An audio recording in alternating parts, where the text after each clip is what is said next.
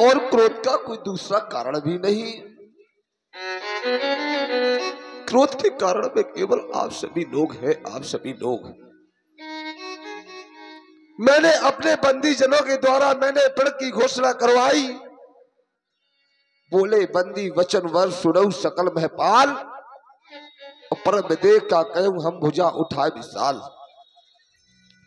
सभी नेपाल सुने, सभी राजा सुने। मेरे बंदी जनों ने अपनी भुजा उठाकर के मेरे प्रण को सुनाया, जिसको सुनकर के आज सभी नेपाल आए। आज सभी लोग आए और आने के उपरांत आप लोगों ने धनुष पे अपने बल का क्रिया प्रतिक्रिया करना शुरू कर दिया। एक नेपाल आया और धनुष के समीप गया, धनुष को उठाया, लेकिन वो उठा नहीं पाया। वो नेपाल पराभव को प्राप्त हुआ, पराभव को। उसके सहयोग में एक नहीं, उसके सहयोग में दो भी नहीं, 10 भी नहीं, 10,000 राजा एक बार आए और इस अजगो के समीप गए और अजगो को उठाने का पराक्रम किया, लेकिन वो सभी श्रीहत होकर के बैठ गए। सभी श्रीहत होकर के बैठ गए। अब स्थिति यहां तक की आ गई, भूप सहस 10 एक 12 लगे 58 टरई ना टारा, तके न समूह सरासन कैसे। से धनुष हिला तक नहीं।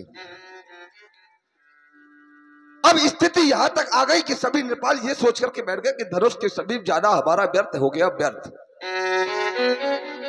अरे धनुष के समीप जाना हमारा व्यर्थ है, धनुष को उठाना हमारा व्यर्थ है। ये हृदय में सोच करके सारे नेपाल अपने अपने स्थानों पर जाकर के बैठ गए।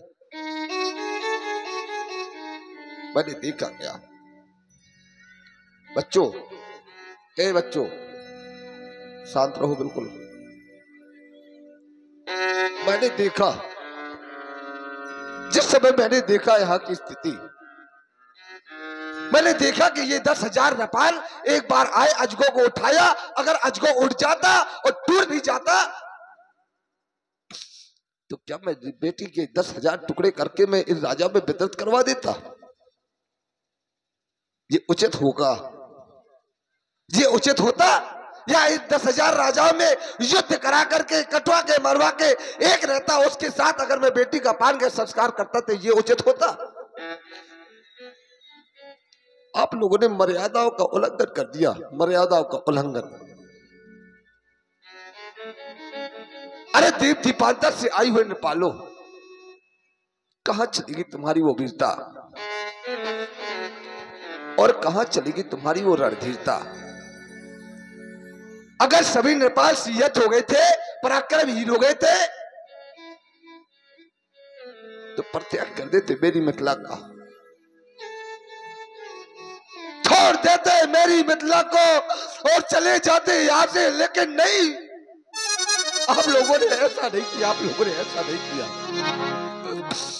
देख लो मिथिला वासियों, इन महपालों की ओर। इन महपालों ने सिर्फ एक कार्य किया, एक कार्य किया। वो भी कौन सा कार्य? देखो ना इन महपालों की ओर। किया बैठे नीचे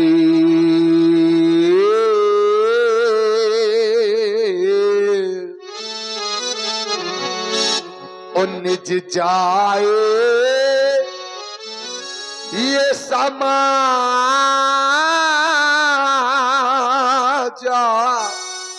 कब जब सीहत भई।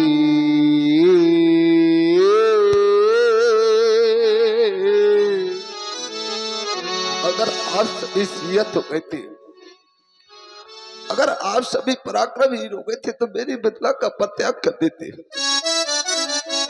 अगर आप सभी सीहत हो गए थे, अगर आप सभी पराक्रमहीन हो गए थे तो मेरी मिथिला को छोड़ करके चले जाते।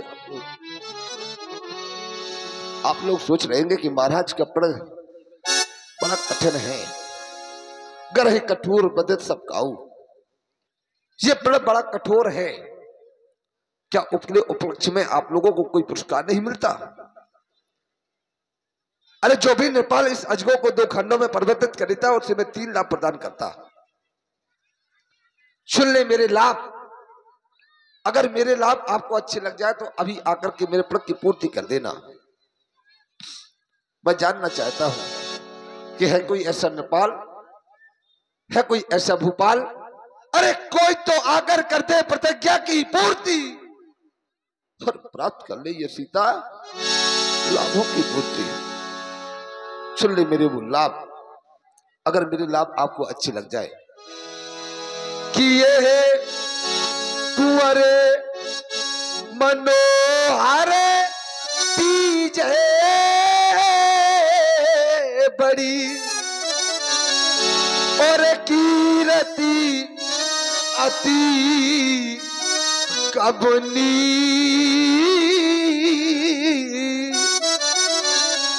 और पावन हारे ये विराजो जनो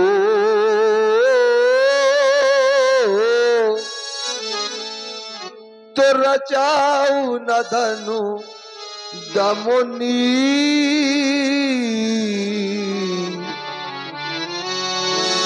क्या मेरे लाभ आपको अच्छे नहीं लगे? अगर मेरे लाभ आपको अच्छे नहीं लगे तो एक बार आकर के कह दिया होता कि महाराज हम इस कारण से आज अजगों का खंडन नहीं कर पा रहे। सिर्फ एक बार आकर के कह दिया होता कि महाराज बालको, ए बालको, कि महाराज हम इस कारण से आज अजगों का खंडन नहीं कर पा रहे। इस कारण से कम से कम एक बार तो आकर के कह दिया होता। तो क्या कह रही, मैंने हृदय में विचार किया था, क्या कह रही, मैंने सोचा था आज बेटी के लिए संसार का प्रत्येक पिता चाहा करता है, संसार की प्रत्येक वो मां चाह करती है कि मैं बेटी का पाणिग्रह संस्कार करूंगी। लेकिन आज मेरे सारे सपने बनकर रह गए, सारे सपने बनकर रह गए। क्या मेरे लाभ आपको अच्छे नहीं लगे तो एक बार आकर के कह दिया होता। मेरे मित्रों, जानना चाहता हूं आप लोगों से कि काहू काहे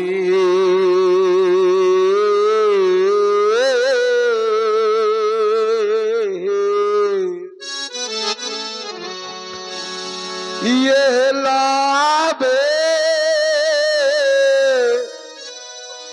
न भावा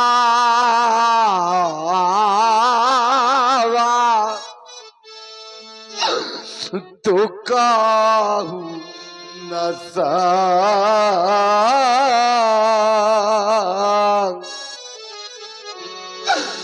कर चापे चढ़ावा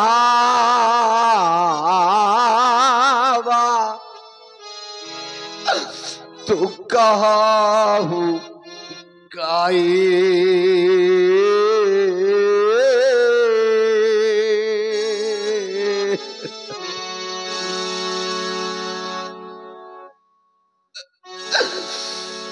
आज मेरा सब कुछ समाप्त हो गया, सब कुछ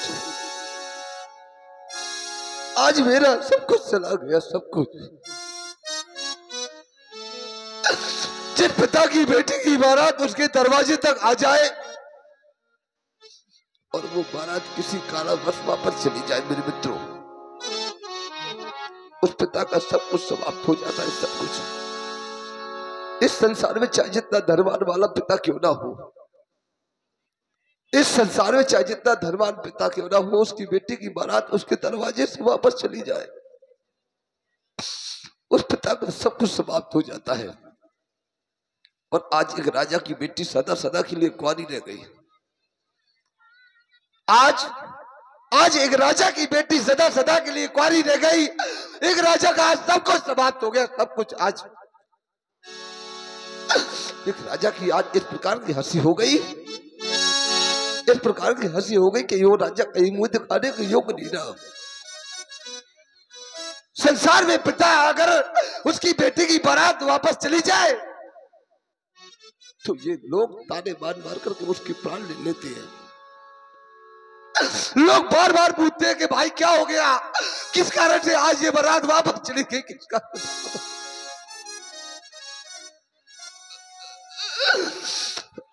आज मेरा सब कुछ समाप्त हो गया, सब कुछ चला गया। कि चला गया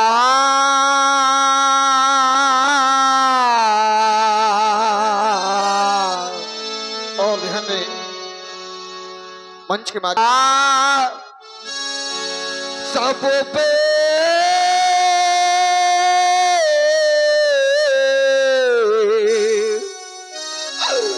बहु मेरा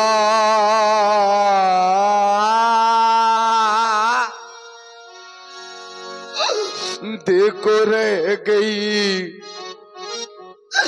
ये कुंवारी राजे दुलारी।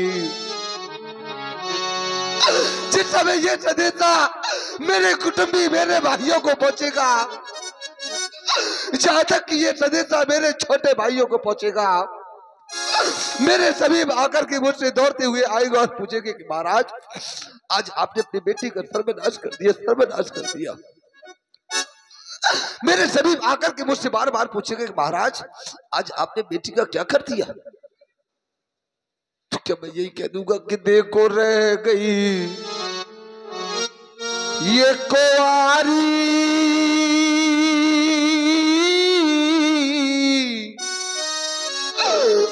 ये राजे दुलारी। जिस समय ये संदेशा मेरी रानी सुनैना तक पहुंचेगा, या ये संदेशा उस बूढ़ी माँ के भी पहुंचता है कि आज आपकी बेटी की बारात उसके दरवाजे से वापस चली गई, तो क्या हाल होता उस माँ का। अरे वो माँ बता सकती है बेटी का दर्द होता क्या है, वो माँ बता सकती है। जिसने बेटी को जन्म दिया है वो माँ बता सकती है। वो माँ समाज के ताने नहीं सह पाती, वो माँ मकान से बाहर नहीं निकल पाती। आज जैसा मेरा ये हृदय तड़प रहा होगा कि क्या हाल होगा रानी सुनैना का। कि जैसे तड़प रहा है ये हृदय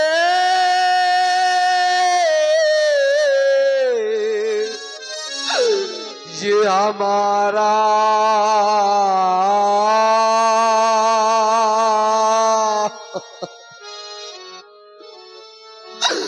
उधर तड़पो रही दिए की मैदारी।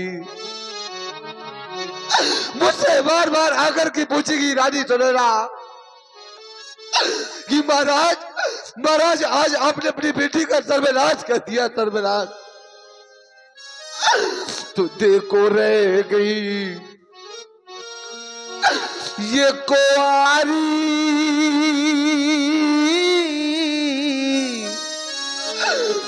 ये राजे दुलारी। दृष्टिपात करता हूं समाज में तो देखता क्या हूं इस समाज में, इस समाज में कुछ ऐसे पिता उपस्थित हैं जिनके घरों में बेटियां हैं। इस समाज में कुछ ऐसी माताएं उपस्थित हैं जिनके घरों में बेटियां हैं। लेकिन बेटियां तो सबके घर में हुआ करती है मेरे मित्रों। इस समाज में कुछ ऐसे भी माताएं उपस्थित थे, ऐसे भी पिता उपस्थित थे जिनके घरों में बेटियां तो हैं, लेकिन वो बेटियां सयानी हो गई है, सयानी विवाह की योग्य हो गई वो बेटियां। वो माँ बता सकती बेटी का दर्द होता क्या है, वो पिता बता सकता है बेटी का दर्द होता क्या है। ऐसे लोग नहीं बता सकते, ऐसे लोग नहीं बता सकते जिनके घर में बेटियां ही नहीं। कि जिन्हें ये कन्या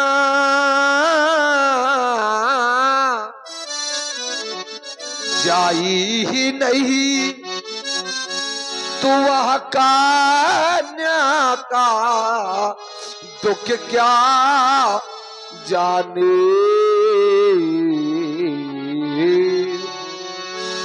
कि जिनके घर में निज पूत नहीं तो वह पूते परा या क्या जाने।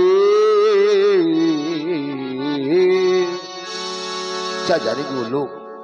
ऐसे लोग ही जाना करते मेरे मित्रों, ऐसे लोग ही जाने करते। अरे न हो जिनको।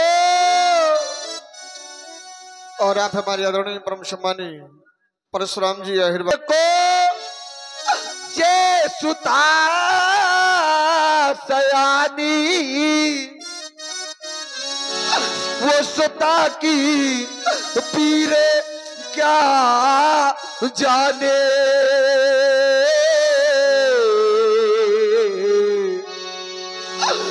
तो पिता की पीरे क्या जाने,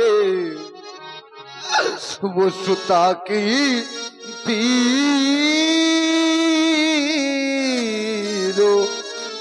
क्या जाने।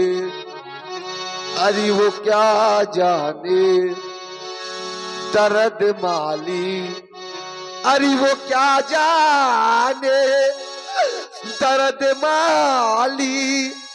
नहीं बगिया खिली जिसकी, पूछो जाकर वह माली से। गली मुरझा गई जिसकी। अगर ऐसा हुआ होता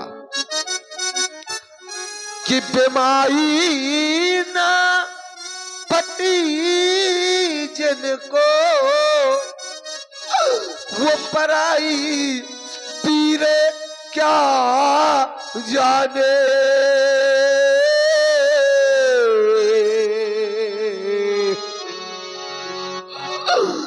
तो सुता की पीरे क्या जाने, वो पिता की पीरो।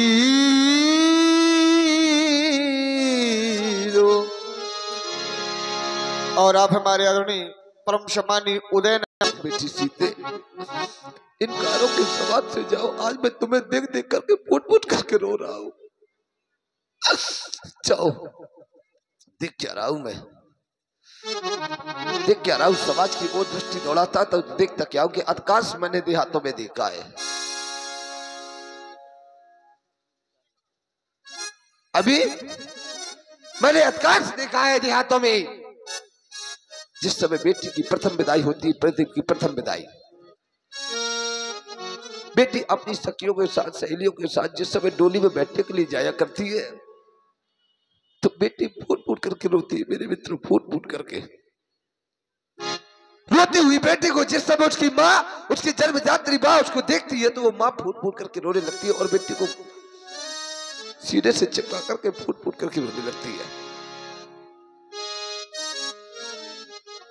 सारा समाज रोने लगता है, उसके भाई रोने लगते हैं, उसके नाते रिश्तेदार रोने लगते हैं। और बाहर से संदेशा आ जाता कि भाई जल्दी करो, विदाई का समय हो रहा है, विदाई का समय।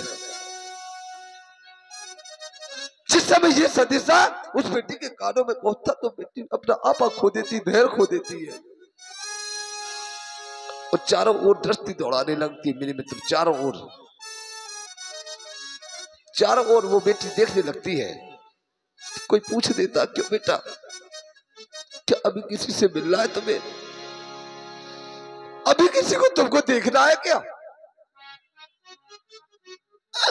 तो वो बेटी फूट फूट करके रोती हो, कहती है मेरे कोई पिताजी को बुला, तो मैं पिताजी से मिलना चाहती हूँ, मैं अपने पिताजी को देखना चाहती हूँ, मैं अपने पिताजी से मिलना चाहती हूँ। जिस समय ये संदेशा उस बूढ़े पिता के सभी पहुंचता है, पिता सोचता कि मैं आज अपनी बेटी को कैसे देख पाऊंगा। बूढ़ी पिता,